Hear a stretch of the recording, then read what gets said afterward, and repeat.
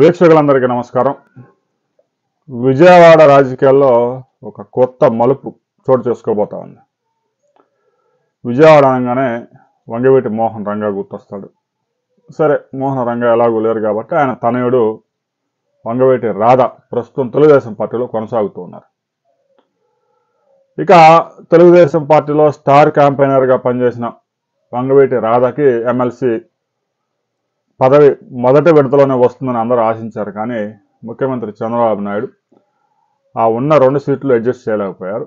ఇక నెక్స్ట్ రౌండ్లో రాధాకి MLC seat వచ్చే అవకాశం ఉంది. అయితే కాపులంతా తీవ్ర అసంతృప్తిగా ఉన్నారు.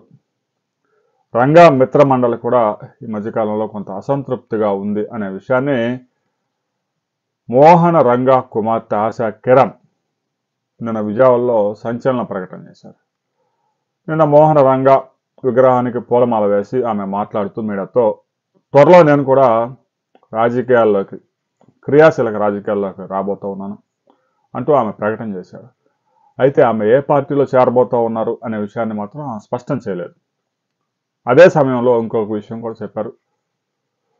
రంగా కుమారుడు రాధాతో తనకు ఎలాంటి రాజకీయ విభేదాలు లేవు.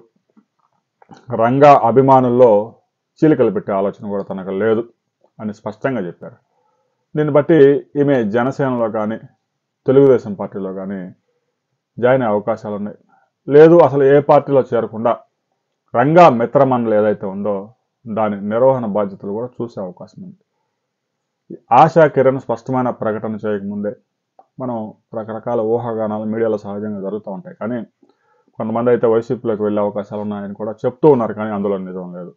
రాబోయే కొద్ది రోజుల్లో ఆశా కిరణ్ ఎలాంటి రాజకీయ ప్రకటన చేయబోతా ఉన్నారు అనే వివరాలతో మరో వీడియోలో మనం కలుసుకుందాం.